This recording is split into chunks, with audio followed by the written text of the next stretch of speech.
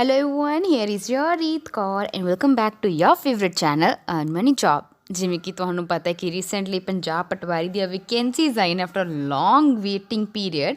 ਸੋ ਉਹਦੇ ਰਿਲੇਟਡ ਹੀ ਤੁਹਾਡੀ ਰੀਤ ਤੁਹਾਡੇ ਕੋਲ ਅਪ ਟੂ ਡੇਟ ਇਨਫੋਰਮੇਸ਼ਨ ਲੈ ਕੇ ਆ ਰਹੀ ਹੈ ਬਾਰ-ਬਾਰ। ਸੋ ਫਰੈਂਡਸ, ਹੁਣ ਜਿਵੇਂ ਕਿ ਬਹੁਤ ਸਾਰੇ ਫਰੈਂਡਸ ਨੇ ਕਮੈਂਟ ਬਾਕਸ 'ਚ ਪੁੱਛਿਆ ਸੀਗਾ ਕਿ ਇਹਨਾਂ ਨੂੰ ਆਨਲਾਈਨ ਫਾਰਮ ਫਿਲ ਕਿੱਦਾਂ ਕਰਨਾ ਹੈ। ਸੋ ਉਹਦੇ ਰਿਲੇਟਡ ਇੱਕ ਸ਼ਾਰਟ ਵੀਡੀਓ ਲੈ ਕੇ ਆਈ ਹਾਂ ਮੈਂ ਤੁਹਾਡੇ ਵਾਸਤੇ।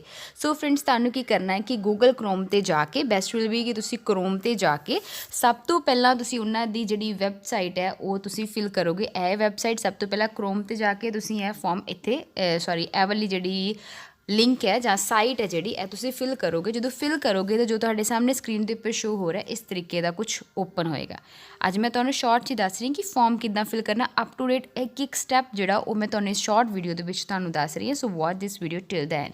ਸੋ ਫਰੈਂਡ, ਜੇ ਤੁਸੀਂ ਇੱਥੇ ਫਿਲ ਕਰੋਗੇ ਕ੍ਰੋਮ 'ਤੇ ਜਾ ਕੇ, ਤੁਹਾਡੇ ਕੋਲ ਸਾਹਮਣੇ ਜੋ ਸਕਰੀਨ ਦੇ ਉੱਪਰ ਸ਼ੋ ਹੋ ਰਿਹਾ ਇਵੇਂ ਦਾ ਇੱਕ ਪੇਜ ਖੁੱਲ੍ਹ ਜਾਏਗਾ। ਸੋ ਇਹਦੇ ਜੋ ਤੁਸੀਂ ਲਾਸਟ 'ਤੇ ਜਾਓਗੇ दो ऑप्शन आएंगे। एक ऑप्शन आएगा न्यू रजिस्ट्रेशन, एक आएगा अपलोड फोटो साइन और प्रिंट एप्लीकेशन बैंक चलान। सो फ्रेंड, न्यू रजिस्ट्रेशन ते आप जावांगे। मैं दस देनी कि जी अपलोड फोटो साइन या प्रिंट एप्लीकेशन है यह कदों यूज़ होना है। मान लो तुसी रजिस्ट्रेशन करके मैं हुणे जो तुहानूं प्रोसैस दस्सण लगी हाँ, उस तो बाद सैकेंड स्टैप है जो तुसी अपलोड करने अपने सिग्नेचर, अपनी फोटोग्राफ, अपने सर्टिफिकेट। सो मैं सारा तुहानूं हुण शॉर्ट च दस रही हाँ। ਉਹ ਮੰਨ ਲਓ ਤੁਹਾਡੇ ਨਾਲ ਦੇ ਨਾਲ ਅਪਲੋਡ ਨਹੀਂ ਹੁੰਦਾ ਤਾਂ ਉਸ ਵਾਸਤੇ ਤੁਸੀਂ ਇੱਥੇ ਜਾ ਕੇ ਮਤਲਬ ਸੇਮ ਉੱਪਰ ਹੀ ਗੂਗਲ ਕ੍ਰੋਮ 'ਤੇ ਜਾ ਕੇ ਤੁਸੀਂ ਲਿੰਕ ਫਿਲ ਕਰੋਗੇ। ਉਸ ਤੋਂ ਬਾਅਦ ਨੀਚੇ ਜਾ ਕੇ ਤੁਸੀਂ ਸਿੱਧਾ ਅਪਲੋਡ ਫੋਟੋਗ੍ਰਾਫ 'ਤੇ ਜਾਓਗੇ। ਉਹਦੇ ਵਾਸਤੇ ਤੁਹਾਨੂੰ ਦੋ ਚੀਜ਼ਾਂ ਚਾਹੀਦੀਆਂ ਹੋਣਗੀਆਂ। ਇੱਕ ਤੁਹਾਡਾ ਐਪਲੀਕੇਸ਼ਨ ਨੰਬਰ ਕਿਵੇਂ ਮਿਲੇਗਾ ਉਹ ਵੀ ਮੈਂ ਤੁਹਾਨੂੰ ਦੱਸੂੰਗੀ। ਸੈਕਿੰਡਲੀ ਤੁਸੀਂ ਇਹ ਯੂਜ਼ ਕਰ ਸਕਦੇ ਜੇ ਤੁਸੀਂ ਆਪਣੀ ਫਾਰਮ ਐਪਲੀਕੇਸ਼ਨ ਫੀਸ ਫਿਲ ਕਰਨੀ ਹੈ ਨਾ, 3 ਡੇਜ਼ ਬਾਅਦ ਜਦੋਂ ਫਾਰਮ ਫਿਲ ਹੋ ਜਾਊਗਾ ਤਾਂ 3 ਦਿਨਾਂ ਬਾਅਦ ਤੁਸੀਂ ਆਪਣੀ ਐਪਲੀਕੇਸ਼ਨ ਫਾਰਮ ਫਿਲ ਕਰਨੀ ਹੈ, ਫੀਸ ਫਿਲ ਕਰਨੀ ਹੈ ਨੈੱਟ ਬੈਂਕਿੰਗ ਦੇ ਥਰੂ। ਸਾਰਾ ਮੈਂ ਤੁਹਾਨੂੰ ਆਲਰੇਡੀ ਇੱਕ ਵੀਡੀਓ 'ਚ ਦੱਸ ਚੁੱਕੀ ਹਾਂ, ਨਹੀਂ ਦੇਖੀ ਤਾਂ ਤੁਸੀਂ ਵੀਡੀਓ ਦੇਖ ਸਕਦੇ हैं। ਉਹਦੇ ਉੱਪਰ ਜਾ ਕੇ ਉਹਦਾ ਚਲਾਨ ਕਾਪੀ ਮਿਲੇਗੀ। 3 ਕਾਪੀਜ਼ ਹੁੰਦੀਆਂ ਨੇ, ਇੱਕ ਵਾਲੀ ਜਿਹੜੀ ਕਾਪੀ ਆ ਉਹ ਤੁਸੀਂ ਇੱਥੇ ਜਿਹੜੀ ਆ ਅਪਲੋਡ ਕਰੋਗੇ।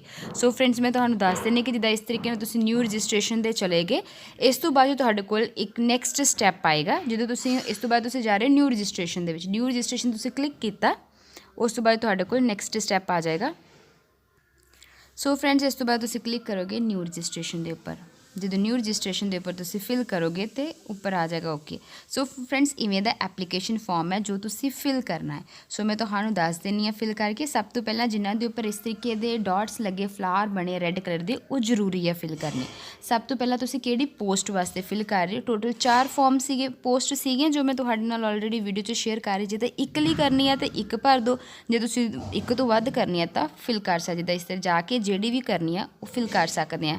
ਮੰਨ ਲਓ ਮੈਂ ਇੱਕ ਹੋਰ 2 ਵਾਸਤੇ ਭਰਨੇ ਤਾਂ ਮੈਂ 2 ਭਰ ਦਾਂਗੀ। ਇਸੇ ਤਰੀਕੇ ਨਾਲ ਫਰਦਰ ਵੀ ਜਿਹੜੀ ਤੁਹਾਨੂੰ ਸਭ ਤੋਂ ਤੁਹਾਡੇ ਕੋਲ ਜ਼ਿਆਦਾ ਐਲੀਜੀਬਿਲਿਟੀ ਹੈ, ਜ਼ਿਆਦਾ ਪ੍ਰੈਪਰੇਸ਼ਨ ਹੈ, ਉਹ ਹਮੇਸ਼ਾ ਸਭ ਤੋਂ ਪਹਿਲੇ ਨੰਬਰ 'ਤੇ ਭਰਨੀ ਹੈ। ਪ੍ਰੈਫਰੈਂਸ ਉਹਨਾਂ ਨੇ ਪਹਿਲੇ ਨੰਬਰ ਵਾਲਿਆਂ ਨੂੰ ਦੇਣਾ। ਜੋ ਥੱਲੇ ਕਰੋਗੇ ਉਹਦੀ ਪ੍ਰੈਫਰੈਂਸ ਘਟੇਗੀ। ਉਸ ਤੋਂ ਬਾਅਦ ਜੋ ਸੈਕਿੰਡ ਹੈਗਾ ਵਾ applicant name, father name, mother name, gender, ਸਾਰਾ ਤੁਸੀਂ ਫਿਲ ਕਰੋਗੇ। ਜਿਵੇਂ ਕਿ ਮੈਂ ਤੁਹਾਨੂੰ ਦੱਸ ਰਹੀ ਹਾਂ ਕਿ ਐਪਲੀਕੈਂਟ ਨੇਮ ਤੁਸੀਂ ਫਿਲ ਕਰ ਦਿੱਤਾ, ਇੱਦਾਂ ਆ ਜਾਏਗਾ ਤੁਹਾਡੇ ਕੋਲ। ਠੀਕ ਹੈ, ਮੈਂ ਰੀਤ ਭਰ ਰਹੀ ਹਾਂ, ਰੀਤ ਭਰ ਦਿੱਤਾ। ਉਸ ਤੋਂ ਬਾਅਦ ਜੋ ਫਾਦਰਸ ਨੇਮ ਭਰਨਾ ਹੈ, ਇਸੇ ਤਰੀਕੇ ਨਾਲ ਮਦਰਸ ਨੇਮ ਭਰਨਾ ਵਾ, ਇਸੇ ਤਰੀਕੇ ਦੇ ਨਾਲ ਤੁਸੀਂ ਜੈਂਡਰ ਭਰਨਾ ਹੈ। ਇਸ ਤਰੀਕੇ ਦੇ ਨਾਲ ਆਈ ਜਾਏਗਾ ਤੁਹਾਡੇ ਕੋਲ। ਤੁਸੀਂ ਜਰਨਲ ਕੈਟੇਗਰੀ, ਜਿਹੜੀ ਕੈਟੇਗਰੀ ਹੈ ਉਹ ਤੁਸੀਂ ਕੋਡ ਆਲਰੇਡੀ ਇਹ ਵੀ ਮੈਂ ਤੁਹਾਨੂੰ ਪਿਛਲੇ ਵੀਡੀਓ 'ਚ ਦੱਸ ਚੁੱਕੀ ਹਾਂ। ਇੱਦਾਂ ਕੋਡ ਜਿਹੜੀ ਕੋਡ ਨੂੰ ਤੁਸੀਂ ਬਿਲੋਂਗ ਕਰਦੇ ਹੋ ਕੋਡ ਤੁਸੀਂ ਫਿਲ ਕਰ ਦੋਗੇ। Nationality India, date of birth ਤੁਸੀਂ ਫਿਲ ਕਰੋਗੇ। ਡੇਟ ਆਫ ਬਰਥ ਫਿਲ ਕਰਨ ਦੇ ਵਾਸਤੇ ਵੀ ਇੱਦਾਂ ਜਾਏਗਾ। 1960 ਦਾ ਬਹੁਤ ਜ਼ਿਆਦਾ ਹੋ ਜਾਊਗਾ। ਸੋ ਆਈ ਵਿਲ ਚੂਜ਼ 2000। ਸੋ ਆਪਾਂ ਕਰ ਦਿੰਦੇ ਹਾਂ 2000 ਦੇ ਵਿੱਚ ਆਪਾਂ ਬਰਥ ਕਰ ਦਿੰਦੇ ਹਾਂ। ਇਸ ਤਰੀਕੇ ਦੇ ਨਾਲ ਡੇਟ ਆਫ ਬਰਥ ਆ ਜਾਏਗੀ ਤੁਹਾਡੀ, ਜੇ ਤੁਸੀਂ ਇਹਨੂੰ ਡੇਟ ਕਰ ਦੋਗੇ। ਇਸੇ ਤਰੀਕੇ ਦੇ ਨਾਲ ਤੁਹਾਡੀ ਈਮੇਲ ਐਡਰੈਸ ਚਾਹੀਦਾ ਵਾ, ਤੁਸੀਂ ਈਮੇਲ ਐਡਰੈਸ ਵੀ ਭਰ ਸਕਦੇ ਹੋ। ਜੋ ਵੀ ਤੁਸੀਂ ਭਰੋਗੇ ਐਡਰੈਸ ਉਸੇ ਤਰੀਕੇ ਦੇ ਨਾਲ ਤੁਹਾਡਾ ਉਹ ਆ ਜਾਏਗਾ। ਉਸ ਤੋਂ ਬਾਅਦ 'ਚੋਂ ਮੋਬਾਈਲ ਨੰਬਰ ਤੁਸੀਂ ਫਿਲ ਕਰਨਾ ਹੈ। ਮੋਬਾਈਲ ਨੰਬਰ ਫਿਲ ਕਰਨ ਤੋਂ ਬਾਅਦ 'ਚੋਂ ਨੈਕਸਟ ਹੋਏਗਾ ਅਲਟਰਨੇਟ ਨਹੀਂ ਲੋੜ ਹੈਗੀ। ਉਸ ਤੋਂ ਬਾਅਦ 'ਚੋਂ ਤੁਹਾਡਾ ਨੈਕਸਟ ਹੈ ਆਈਡੀ ਨੰਬਰ। ਸੋ ਆਈਡੀ ਨੰਬਰ ਦੇ ਵਾਸਤੇ ਫਰੈਂਡਸ ਤੁਸੀਂ ਕਰਨਾ, ਸਭ ਤੋਂ ਪਹਿਲਾਂ ਤਾਂ ਤੁਸੀਂ ਫਿਲ ਕਰ ਦੇਣਾ ਵਾ ਕਿ ਕਿਹੜਾ ਤੁਸੀਂ ਭਰ ਰਹੇ ਹੋ, ਕਿ ਆਈਡੀ ਕਿਹੜੀ ਤੁਸੀਂ ਦੇਣਾ ਚਾਹੁੰਦੇ ਹੋ। ਇੱਕ ਹੈ ਆਧਾਰ ਕਾਰਡ ਆਈਡੀ ਪ੍ਰੂਫ ਦੇਵੋਗੇ, ਉਸ ਤੋਂ ਬਾਅਦ 'ਚੋਂ ਉਹਦਾ ਹੀ ਆਈਡੀ ਨੰਬਰ ਦੇਵੋਗੇ। ਜੇ ਤੁਸੀਂ ਆਈਡੀ ਨੰਬਰ ਦੇ ਦੋਗੇ ਉਸ ਤੋਂ ਬਾਅਦ 'ਚੋਂ ਨੈਕਸਟ ਕਾਲਮ ਆ ਜਾਏਗਾ ਪਰਮਾਨੈਂਟ ਐਡਰੈਸ। ਪਰਮਾਨੈਂਟ ਐਡਰੈਸ ਵੀ ਤੁਸੀਂ ਦੇ ਦੋਗੇ। ਪਰਮਾਨੈਂਟ ਐਡਰੈਸ ਫਿਲ ਕਰ ਦੋਗੇ ਤੁਸੀਂ, ਕੁਛ ਮਤਲਬ ਜੋ ਵੀ ਤੁਹਾਡਾ ਹੈਗਾ, ਕੁਛ ਤਾਂ ਨਹੀਂ ਭਰੋਗੇ, ਜੋ ਵੀ ਤੁਹਾਡਾ ਐਡਰੈਸ ਹੈ ਉਹ ਤੁਸੀਂ ਭਰ ਦੇਵੋਗੇ। ਨੈਕਸਟ ਆਪਸ਼ਨ ਆ ਜਾਏਗਾ ਪਿਨ ਕੋਡ ਭਰੋਗੇ ਤੁਸੀਂ ਉਹਦਾ। ਪਿਨ ਕੋਡ ਤੋਂ ਬਾਅਦ ਚੋਂ ਕੋਰਸਪੋਂਡਿੰਗ ਐਡਰੈਸ, ਜੇਕਰ ਸੇਮ ਹੈ ਤਾਂ ਸੇਮ ਭਰ ਦਿਓ, ਜੇਕਰ ਨਹੀਂ ਸੇਮ ਤਾਂ ਫਿਰ ਤੁਸੀਂ ਡਿਫਰੈਂਟ ਭਰ ਸਕਦੇ ਹੋ। ਉਸ ਤੋਂ ਬਾਅਦ ਚੋਂ ਪਿਨ ਕੋਡ ਵੀ ਜੇਕਰ ਸੇਮ ਹੈ ਤਾਂ ਸੇਮ ਭਰ ਦਿਓ। ਉਸ ਤੋਂ ਬਾਅਦ ਚੋਂ ਫਰੈਂਡਸ ਤੁਹਾਡਾ ਆ ਜਾਂਦਾ ਕੁਆਲੀਫਿਕੇਸ਼ਨਸ। ਸੋ ਮੈਂ ਦੱਸ ਦੇਣੀ ਕਿ ਜੇਕਰ ਤੁਹਾਡਾ ਐਡਰੈਸ ਸੇਮ ਹੋਊਗਾ ਤਾਂ ਫਿਰ ਉਸ ਹਿਸਾਬ ਦੇ ਨਾਲ ਤੁਸੀਂ ਇੱਥੇ ਟਿਕ ਕਰ ਦੋਗੇ ਨਾ ਇਸ ਕਾਲਮ ਦੇ ਉੱਪਰ, ਅਤੇ ਫਿਰ ਤੁਹਾਡਾ ਸੇਮ ਆਪਣੇ ਆਪ ਉਹ ਚੁੱਕ ਲੇਗਾ। ਉਸ ਤੋਂ ਬਾਅਦ ਜੋ ਫਰਦਰ ਹੈਗਾ ਵਾ ਕੁਆਲੀਫਿਕੇਸ਼ਨ। ਸੋ ਇੱਥੇ ਤੁਸੀਂ ਸਾਰੇ ਫਾਰਮ ਭਰਨੇ ਆ, ਜਿੱਦਾਂ 10th ਪਾਸ ਕੀਤੀ, 12th ਗ੍ਰੈਜੂਏਸ਼ਨ ਕਿਹੜੀ ਕੀਤੀ, ਕਿਹੜੇ ਈਅਰ 'ਚ ਕੀਤੀ, ਬੋਰਡ ਕਿੰਨੇ ਮਾਰਕਸ ਆਏ, ਕਿੰਨਿਆਂ 'ਚੋਂ ਆਏ ਪਰਸੈਂਟੇਜ, ਅਤੇ ਬਾਕੀ ਰੈਗੂਲਰ ਸੀ ਕਿ ਪ੍ਰਾਈਵੇਟ ਸੀ ਉਹ ਤੁਸੀਂ ਫਿਲ ਕਰੋਗੇ। ਉਸ ਤੋਂ ਬਾਅਦ 'ਚ ਫਰੈਂਡਸ ਇਹਦੇ ਉੱਪਰ ਟਿਕ ਕਰਨੀ ਜ਼ਰੂਰ ਹੈ। ਜੇਕਰ ਤੁਸੀਂ ਇਹਦੇ ਉੱਪਰ ਨਹੀਂ ਟਿਕ ਕਰ ਰਹੇ ਤਾਂ ਤੁਹਾਡਾ ਫਾਰਮ ਜਿਹੜਾ ਉਹ ਸੇਵ ਨਹੀਂ ਹੋਏਗਾ। ਸੋ ਸਭ ਤੋਂ ਪਹਿਲਾਂ ਤੁਸੀਂ ਸਾਰੀ ਐਪਲੀਕੇਸ਼ਨ ਡਿਟੇਲਸ ਭਰ ਦਿੱਤੀਆਂ। ਉਸ ਤੋਂ ਬਾਅਦ ਇਹਦੇ ਉੱਪਰ ਤੁਸੀਂ ਕਲਿੱਕ ਕਰ ਦੋਗੇ, ਓਕੇ ਕਰ ਦੋਗੇ, ਜਿੱਦਾਂ ਮੈਂ ਇਹ ਕਰ ਦਿੱਤਾ। ਉਸ ਤੋਂ ਬਾਅਦ 'ਚ ਤੁਹਾਡਾ ਆਪਸ਼ਨ ਹੈਗਾ, ਤੁਸੀਂ ਸੇਵ ਵਾਲਾ ਪ੍ਰੈਸ ਕਰੋਗੇ, ਸੇਵ ਕਰੋਗੇ ਇਹ ਵਾਲੇ ਸਾਰੇ ਕਾਲਮ ਨੂੰ। ਇਨ ਕੇਸ ਕੁਛ ਗਲਤ ਹੈ ਤਾਂ ਉਹਦੇ ਉੱਪਰ ਤੁਹਾਡਾ ਆ ਜਾਏਗਾ ਕਿ ਜੋ ਵੀ ਗਲਤ ਹੈ, ਫਿਰ ਤੁਸੀਂ ਉਹ ਚੀਜ਼ ਜਿੱਦਾਂ ਮੇਰਾ ਆ ਗਿਆ ਨਾ ਇਨਵੈਲਿਡ ਈਮੇਲ ਐਡਰੈਸ, ਇਸੇ ਤਰੀਕੇ ਨਾਲ ਆ ਜਾਏਗਾ।